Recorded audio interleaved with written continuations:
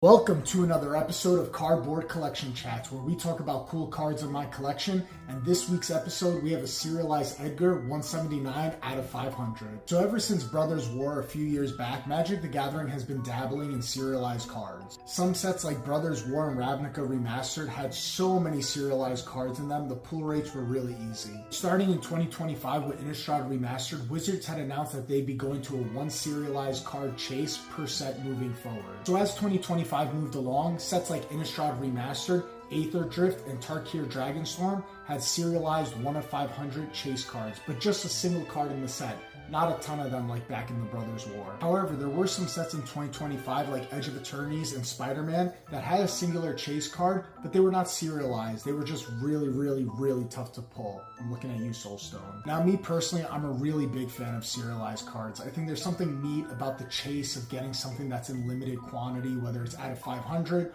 or when they did out of 100 with Lord of the Rings. There's that epically cool chase factor, and I'm always here for that kind of adrenaline. What I really enjoy about what they did with the Edgar Markov is the serialized versions had a completely different artwork than the base version.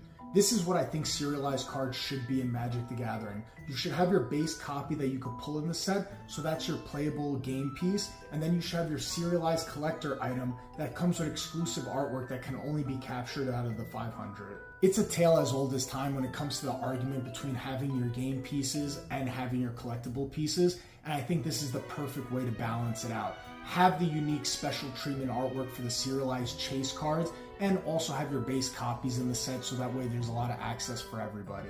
I find this to be the most fair and the best way to appease all parties involved.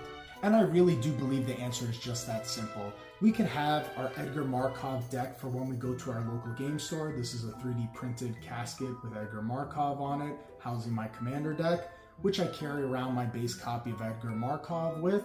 And then we could also have our fancy schmancy collectible serialized Edgar poster card.